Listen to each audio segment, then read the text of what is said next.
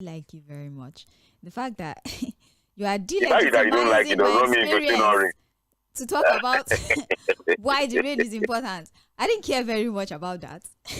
I just don't like the rain. But it's important, really. It You're is not important. even for. That's why I'm Yeah. annoyed that it is necessary. Farmers I will tell you realize. that farmers will tell you that if it doesn't rain, then there's going to be serious problem, I know. food scarcity, and all of that. So we just have to allow nature to do its work. Well, there's a climate change conversation anyway. Yeah. Like I told you, what we grew up to know was that, look, by August we are supposed to have the break. But it's looking like it's going to be a August of rain, as against what was the norm before, what we were used to. So again, things are changing. We have to live with the reality of climate change and what nature brings. Okay. Well, thank you very much, Fad, for your So words of also try to encouragement. adjust. That's what I'm trying to tell you. Even though, thank you for Learn your to words live of with it. encouragement. Thank you. Many thanks. It's okay. I bet. Because I thought you were going to like be on my side, but you're on the side of the rain. There's no problem. No. I'm I'm with- look. I'm just being realistic. Eh, There's really nothing anybody can do. I know. Whether you like the rain or you don't like it, it will still rain. So you probably have to find a way to live with it. Right. Help yourself out. It's nature. Nature would always come, and it will always have its toll. So the smart thing to do is to find a way to live with it. Cover yourself up, get a better umbrella, or maybe look at the driver's face before you. Wow. It's always the. No, I'm no problem. caring for you actually. It's fine. It's I'm fine. concerned for you. It's fine. I already had a change of All right. clothes. I had to get a change of clothes and literally dress up. There you go. Thankfully, I had like outfits here at the office. Have you But taken the hot tea this morning? I Something haven't. I haven't. I'll just. I won't bore people with my The bill is on me. The bill is on me. Which bill is on you? Yeah, says the average Nigerian politician. Please, let's look at the stories that trended over the course of the weekend, Fuad, before we start talking about the stories of today. So give me a minute. Let's just quickly run through the stories that trended over the weekend. As you know, it's our usual practice here to keep you up to speed with all the things that happened from Friday up until this very moment. Now, aside from the very heavy rain, which, of course, you know my reservations about that, let's look at other things that are happening. I'm starting with the Punch newspaper. Food inflation persists in Southwest, Southeast as prices drop in North. Tinubu's re-election. Northern ex-lawmakers split after presidency meeting. INEC warns against vote buying. Violence ahead of 2026 Osun polls. Jigawa builds 132-kilometer embankment, 32 drains to combat flooding. Closure to Niger radio station threatens democracy, says NUJ. Serap gives Niger government 48 hours to reopen Badegi FM. APC threatens Nigeria's unity. Progress, says El Rufai. Kwakwanto may return to APC, says Kanu NMPP chair. Custom handover seized 20.5 billion naira fake drugs, tomato paste to NAFDAC. Ribadu delivers relief to 500 Adamawa flood victims. Only virgins deserve fried prize, sex ex-presidential aide Reno Omokri. To the Guardian newspaper, fund welfare, not luxury project. Falana urges federal government. Tinubu accused of favoritism as Yakasai says Emilokon becoming Lagos Lokon. ADF alleges rising Igbo marginalization under Tinubu administration. Nigeria's top export remains petroleum, data shows. Security operatives rescue abducted Taraba Varsity lecturer in joint operation. ADC alleges traditional rulers plot against interim chairman. Nurses suspend 7-day warning strike. 2027, Northeast Youth won APC against dropping Shatima from Tinubu ticket. Kogi Assembly decries 1-year blackout in Ankpa. Finally, for the Vanguard newspaper over the weekend, the story that trended includes troops recover arms cash from fleeing headsmen in Benue. Confusion over NMPCL, GMD Ojulari. NSA donates additional support to Yola flood victim. Lagos airport overhaul. Federal government defend cost. Tells Nigerians to Google modern airport prices.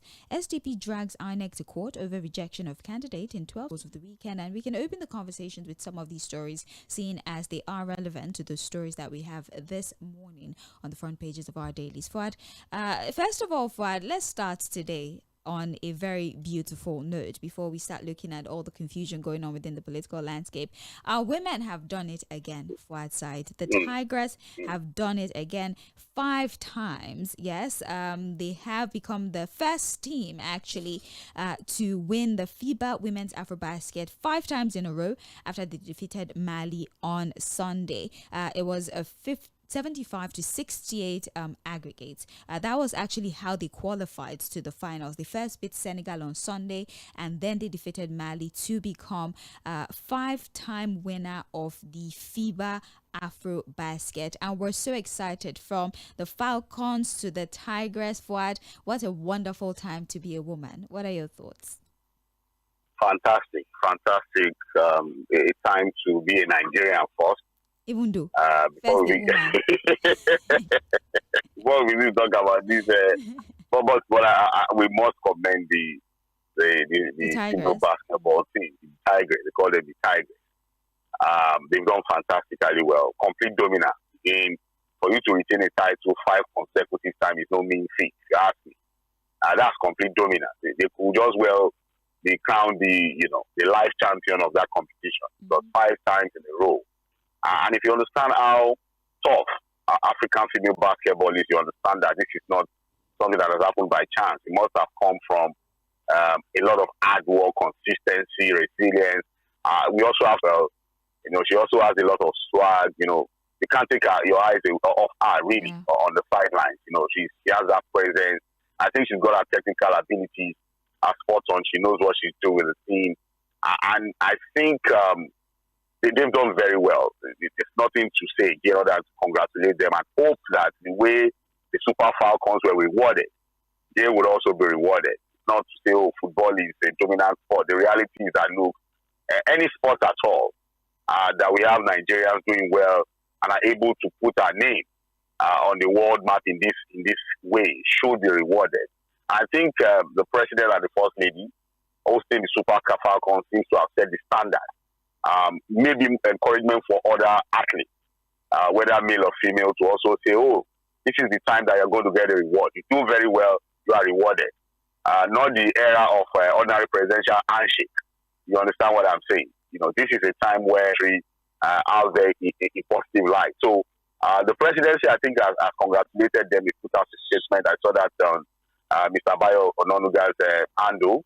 And I think they're going to be receiving them in Abuja. And when our papa and our mama receives athletes, sports persons, dollars will rain, monies will rain, national honors will reign. And I'm also hoping that, look, with what the Tigers have done, 5 consecutive times becoming African champions, they should also get housing. So what was done for the Falcons, I think, should also be done for the female basketball team. They've done very well.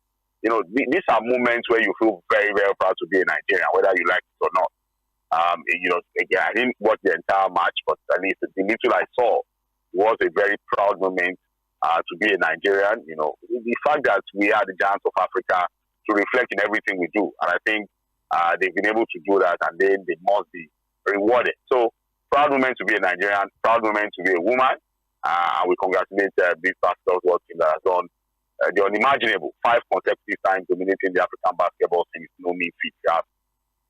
Indeed. So the next time sport analysts think to berate female athletes, they should remember this moment. Yes, with the Super Falcons. There has not been any time. You'll be shocked. I'm not talking. People talk about how female athletes cannot earn as much as male athletes because they don't pull the same amount of crowd. They don't do this and that. I have listened to a lot of sport analysts who have. No, that's a different conversation. But I think this idea of wanting to. Yes. This idea of wanting to earn what men earn is debatable, if you ask me. And I'll tell you why. Pay them what they are worth, okay? It's fine. We're not saying it's what they are worth. Okay. What they are worth. Don't speak about their skill that, 12-year-olds with trash female athletes who are in the super. It doesn't matter. No. That's a wrong conversation to have. Did it 10 times. The Tigers did it 5 times. And they're bringing trophies home to Nigeria. So we encourage our male counterparts, those in the sport field, to do the same and bring trophies home for us. You are the one starting this gender. It's not any gender. I'm just saying that let us celebrate women with the same tenacity with which we celebrate their male counterparts. I love all of them. I love sports, yeah. So I think that they should all be celebrated and given paid what they're worth as okay, I agree with you. Even if you don't agree for us, even if you don't agree. No, that's not the problem. Yes. So anyways, there are other issues that came up. First of all, I would would like to say congratulations to everyone. The nurses have suspended their 7-day warning strike following negotiations with the federal government. I do know that Ali Pate last week had said that he was going to meet with them to talk about their needs and reach some sort of middle ground, a consensus on this issue. So they have suspended the strike because this was just a warning strike before they began the industrial action properly. So hopefully with this suspension, they're able to talk through and work out some sort of plan to start to gradually deal with the issues that the nurses have raised. Fuad, do you think is the right move? Because some people are saying that when you suspend the strike midway, it sort of minimizes the effects that your strike has anyways. Well, it was supposed to be a warning strike. Yeah. That was supposed to last for 7 days. And if you look at, these are essential workers, if you ask me. Essential workers. I think recently I was even listening to our own very, very interesting Kemi Biden in the UK, the conservative leader, who is also proposing, for example, that in the UK, nurses should be, a bill should be sponsored in the parliament laws should be created that make them essential workers that cannot go on strike. There's nurses in the UK, and I think even maybe doctors. And what she was trying to say is that they should be seen like policemen and others who cannot go on strike and all of that. Again, she has her own extreme ways of thinking. But I understand why, against what a lot of people would have thought was negative on whatever intention it was that made them go on strike in the first place. They know that they are essential workers. They know that Nigerians are suffering. Remember the last time we had this conversation, I practically was appealing to the North. Not because of the government. Again, they failed almost everybody, and it's not really because of them that you tell the nurses to call off their strike or suspend it as they've done. You're just looking at poor Nigerians who use these facilities, whose lives and health depend on running these facilities, and without the nurses, basically, you don't have a hospital. So I know that beyond all of the fact that the government has now responded to what they are demanding for and have promised to look into it, they probably also looked at the plight of other Nigerians who use these facilities and they decided to just suspend the strike. We are hoping that the government will take advantage of this kind gesture from these nurses to now sit down with them and look at a permanent solution to their problem. When I say permanent, look at all of the long-standing demands, the old demands of these nurses, resolve them, make promises that they can implement. Because again, we are used to a situation where promises are made, agreements are signed, and nobody implements them. If you understand we know that they are not as bothered because they don't use these facilities. But at least in the minimum, let them listen to what these guys are demanding for and find a way to fix it. All right. Well, that is that particular situation. There was also a very important conversation that was happening over the weekend, and this is about the NNPCL. Now, there were reports that had emerged that Bayo Ojulari, the group chief executive officer of the Nigerian National Petroleum Company, was allegedly pressured into signing a resignation letter on Friday night by operatives of the Economic and Financial Crimes Commission. The source, who is unnamed, which is why I would like to emphasize that this is an allegation, and I would also tell you what the presidency has said regarding this issue. Now, the source described it as a civilian coup, and it was said to have taken place without presidential authorization. The EFCC chairman Ola Olukoyede and DSS Director General Adeola Ajayi were reportedly overseeing this particular operation. Now, the presidency has denied the allegation. Special Advisor Bayo Ononuga stated on Saturday that Ojulari remains the substantive head of NNPCL. Efforts to verify the report with the EFCC, according to the Vanguard newspaper, regarding the issue remains unsuccessful. So they have not been able to attain an official statement from the EFCC nor the DSS. Now, the should I say foundation of this allegation was that there were allegations on a $21 million kickback scheme involving oil traders and pipeline contractors, reportedly uncovered after Ojulari reassigned fund collection responsibility, and this prompted a whistle. Over the weekend, on Friday, there were reports that Bayo Julari of the NNPCL, the new was forced to resign. was forced to resign by operatives of the EFCC, and this has to do with some $21 million scheme that involves contractors and those who work with the oil pipelines and all. Now, the presidency has cleared it that he remains the head of NNPCL, but they did not give any official statement regarding the allegation in itself, the one that allegedly prompted this alleged forced resignation that was meted on Bayo Julari. What are your Yet. I think even in the papers today, the follow-up stories are still all about speculation. Yeah. Nobody is sure of anything. Correspondents of the different newspapers have not really been able to pin any official of the NNPCL down. That Fẹ́mi Sọ̀lẹ́yẹ resigned, the appointment. He resigned, I think, about a month or two ago. Yeah. And since his resignation, I'm sure the corporate communications office of the NNPCL is functional. But there's really no person that has been officially announced as the official spokesperson of the NNPCL team out to whoever say. The reality is that when you begin to see stories flying around like this, even whether it is true named or named sources, the reality is that there's something going on. And the NNPCL is an institution that is known for all manner of things. There can never be an end to stories of corruption when we talk about the NNPCL. But again, Mr. Bayo Julari was just recently appointed, I think, in April. I don't think that while he's still trying to settle in, he's never been a part of the system. He's come from outside, not from within the system, from outside to lead that institution. And for an institution that is known not for transparency, really, in its operations and dealings, they might find it tough to have an outsider come in to want to do some reform and restructuring of the system. I'm not saying that, look, these allegations are true or not true. Like I said, it's still all mere speculative.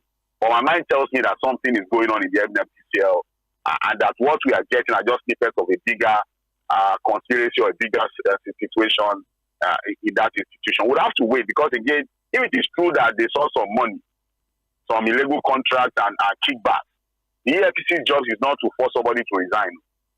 See, the job is to arrest the person and prosecute. Investigate, arrest, and prosecute. If it is true, what is their own in forcing somebody to resign?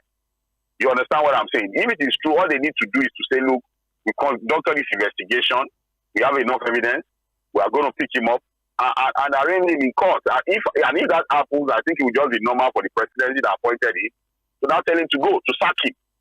But I think we just have to leave it as mere speculation and see whether there's going to be more story that will come out of it. Well, that is the situation, and just like you rightly said, Fuad, even the papers this morning are saying that the NNPCL have been very quiet about this particular accusation. So no official has been able to give a statement, or the papers have not been able to get any official of the NNPCL or even Bayo Julari himself to make a comment around these allegations. The only thing the presidency has made very clear is that he still remains the GCEO of NNPCL, but said nothing about the allegation. So I guess we'd have to wait for official reports before we start to critically analyze this whole situation. Let's talk a little bit of politics. We're looking at the Guardian newspaper at this time. Also, please, before we get into that report, I would like to once again, you join the live stream using FM, the sound of Lagos. Just search it in the Facebook search bar and it will take you straight to the live stream. YouTube remains the same, mainland 98.3 FM, and you can listen via our website www.mainlandfm.com. My name is Sage Babalola. This is Trends in the Papers, and Fuad Said is here analyzing the stories as we read them. Back to the Guardian newspaper. PDP eyeing Jonathan as Obi's backup for 2027 election. Again, sources. There are indications that the People's Democratic Guardian gathered that a strong lobby of high-placed stalwarts has been mandated to PDP. This is just as former Minister for Information and National Orientation, Professor Jerry Ghana, noted that even though the 2023 presidential candidate of the Labour Party, Peter Obi, is a good candidate, the PDP has a better candidate. During the national television program on Arise, he disclosed that Obi would easily win the presidency if he returns to the PDP, explaining that the party structure in the northern part of the country would guarantee his ballot number. But checks by The Guardian revealed that some chieftains of the party who are interested in contesting the 2031 presidential poll announced their preference for the former president Goodluck Jonathan, saying that the constitutional limit of 2 maximum terms limits the former president to just 1 term of 4 years. So Fuad, here we have it, the confusion as to who will be the flag bearer of the PDP. Remember, last week there were speculations that Peter Obi would most likely return to the PDP. Now, he hasn't said anything. All he has said, really, the very ambiguous statements have been made that I still remain a member of the Labour Party, but I'm a part of the coalition. We have a David Mark who is also saying, be in the ADC or be out of the ADC. We will not tolerate anti-party activities. But we have a PDP, according to a source, saying that just for the sake of stability and for the sake of guarantees, Goodluck Jonathan will be the better candidate, because first of all, he would not be able to exceed the 1 term, seeing as he has served for 7 years, finishing the term of the late Yadua and his own tenure, as opposed to Peter Obi, who is only promising to do 1 term if he attains that position. Fuad, what do you think about this calculation? This PDP eyeing this, PDP lobbying this, and all of that. It would be nice to know the mindset of the leadership of the PDP. I wouldn't consider Professor Jerry Ghana as a leader of the PDP. He's not really being an influential person in that party. So if people like Jerry Ghana are talking to Peter Obi, I would think that Peter Obi is experienced enough not to take him seriously, not to even see him as any person of relevance as far as the PDP structure today is. Professor Jerry Ghana has no say. Olenumbe, like they say in the street. I think that Peter Obi knows that, look, if the PDP really wants him to come, it will probably be a wicket knocking at his door and having conversations with him. Not a Professor Jerry Ghana. Look, we've discussed the crisis of the PDP severally. When last did Professor Jerry Ghana come out in that conversation?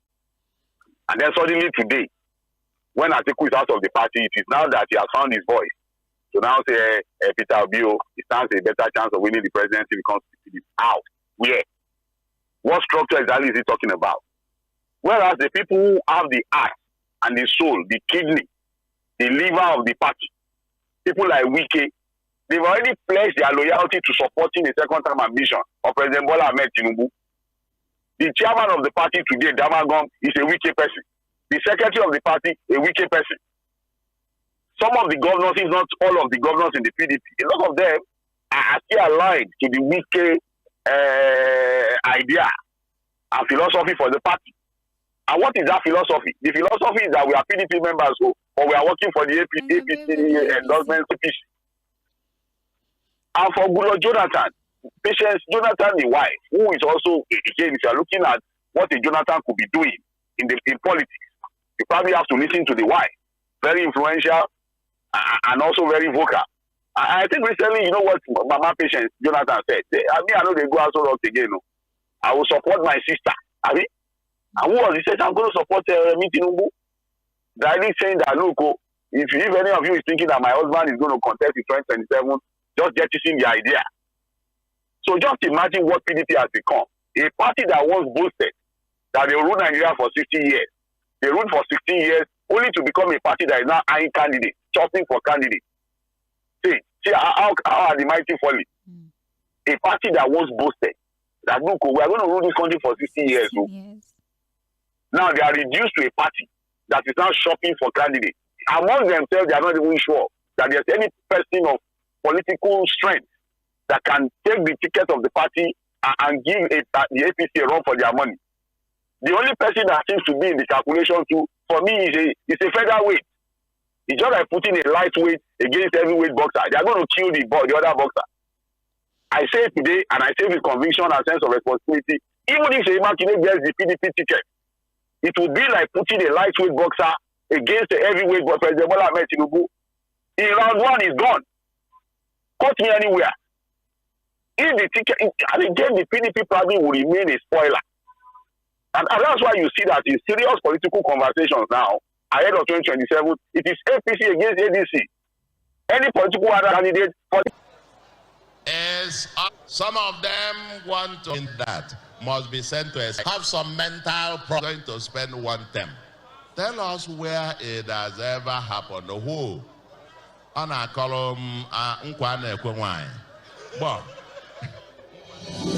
That might have been a tad unnecessary, but I needed to bring up that conversation. It's very important.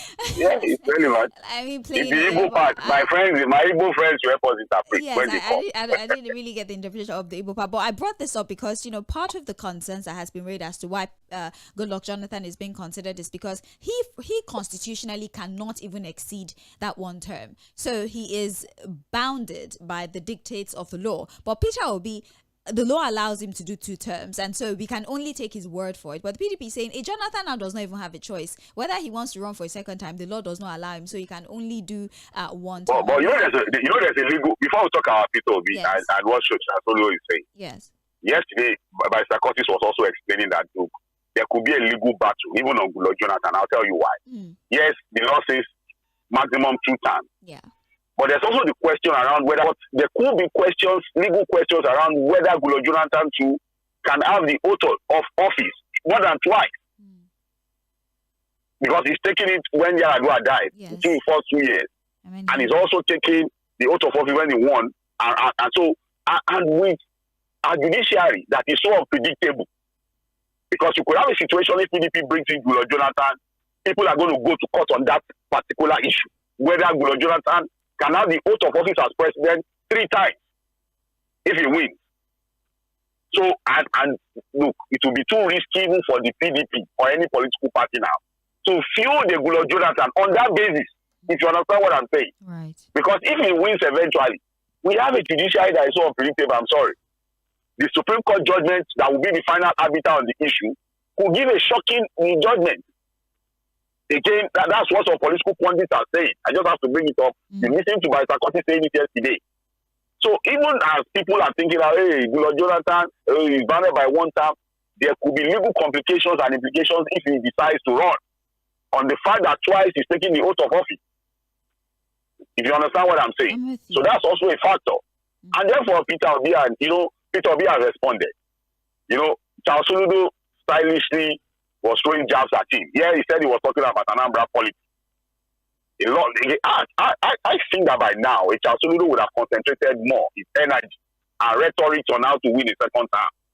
But I think somehow, while he's also dealing with his own domestic politics, I think he's so comfortable. I think with Anambra politics, he's so comfortable. He thinks it's a done deal for him. And that's why he still has enough energy to be looking at what is happening at the presidential level. And what somebody told me yesterday was that, look, why is that Peter Obi is not also giving him tough time in Anambra State? Peter Obi has got that influence. He's got the voice. He's got the followership. Maybe if he also goes into Anambra politics and gives him some headache, he will stop, throwing jabs at Peter Obi, because he is a man who has already said, look, he's going to be working for President Bola Ahmed Tinubu. But Peter Obi yesterday said, look, the promise of 1 term and a single tenure that I made is sacrosanct. I'm a man of honor. And he cited some leaders who have done it in other countries. Yeah. Only that in Africa, like we discussed on political roundtable yesterday, the only man that did it is the late Nelson Mandela. And he never made the promise of 1 term. He had the opportunity and the right to go for a second term. He just said, look, that's what he never even talked about it. And in fact, his political associate in the ANC has said that, look, go for a second term. He said, oh, no. He said, enough is enough. A man of honor. He never used it as a campaign point. So, but in Nigeria, let me be very truthful with you. It will be difficult for anybody to trust any politician that says I only run for 1 term. It will, no. It will be very difficult. It will be very, very difficult. So Peter Obi, I think what Peter Obi should even try to do now is not to worry about what Nigerians think about that promise. The work he needs to do is how he's going to be able to convince the political class across all the regions in Nigeria that truly they should believe him, that if he wins, it will only be for 1 term. And the region is talking to. That sentiment of 1 term is a conversation to convince the northern region that, look, don't worry, if I win as president, since President Bola Ahmed Tinubu would have spent 4 years, I will only do 4 years, and then power can return to the north. The question is, will the northern politician and political elite trust him? How can he convince them? And would that be enough? That promise of I only do 4 years be enough to get the support of the North? It's a big question Mr. Peter we need to answer. Right.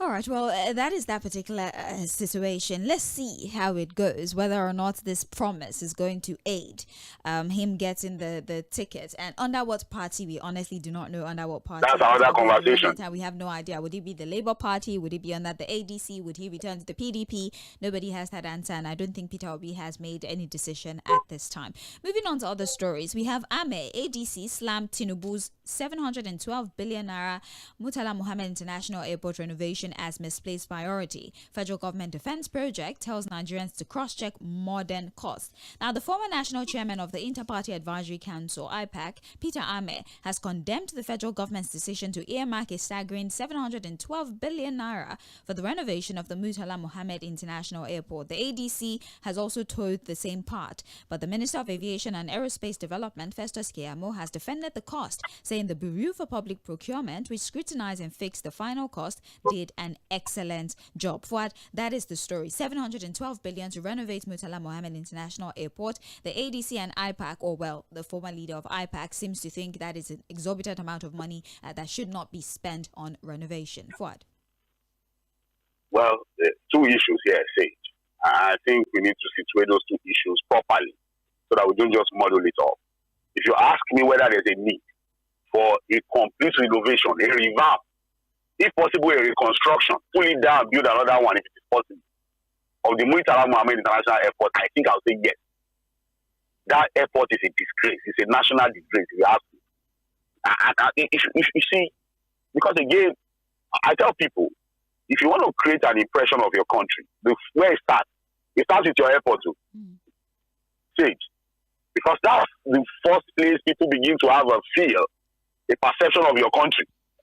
The structure of your airport, the operations of your airport, the officers who are in the place, how they carry themselves, how they receive visitors, the ambience and everything that comes with the airport begins to give a first-timer in your country the impression of your country, how things work.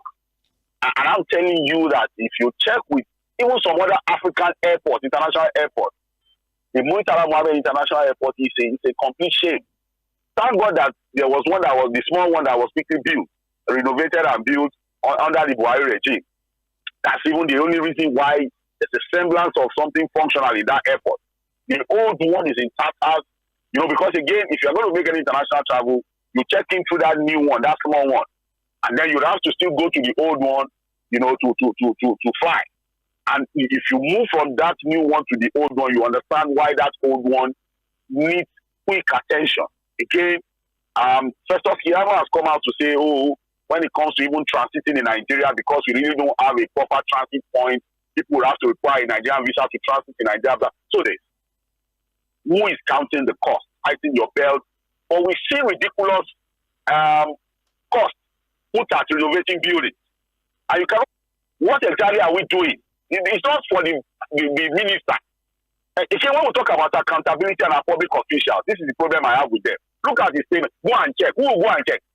Check what? It should be the ones answering questions. If people raise questions, what was done with the 39 billion or how much that was spent on the International Conference Center. He said, go and check. Go and check. Go and check. He said, what did they do there? And that's the same pattern. Your state now government house about how many 60-something billion too. And they will tell you, go and check. Go and check what? What exactly are we going to be doing with over 700 billion? That should be the minister and his team coming out to detailed analysis of this is, and these are the costs. At that point, we can check and verify. And they say the procurement office, don't we know what happened? Look, if there's going to be corruption, it cannot be a one-way thing. It's going to be a collabo. And here, for example, says the money is going to come from the savings on subsidy. So if I say this, go and check. SAN is also urging the full programs that would help people rather than on luxury projects. And there's also the conversations forward around the doctor's quarters at the Lagos hospital. Remember 2 years ago, we had Dr. Diaso Ware who died in the elevator. The elevator. Yes, her 2-year anniversary. Very sad. The doctors there are still complaining that building is nothing to write. There's nothing in the elevator.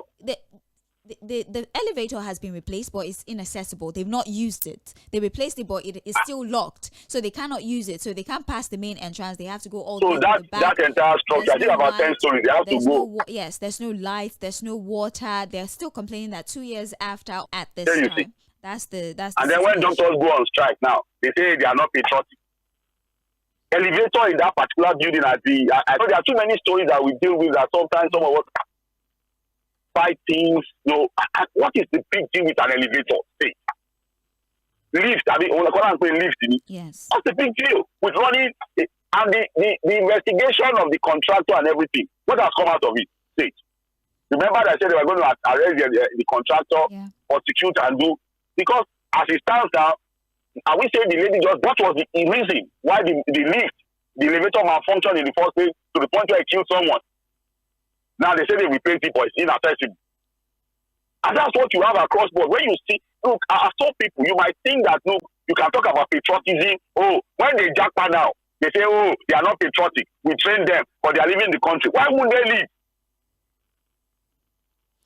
Go and ask nurses, training nurses who are still in school now. The only thing in their mind is how to go to Canada and the US after graduating. And you can't blame this young one.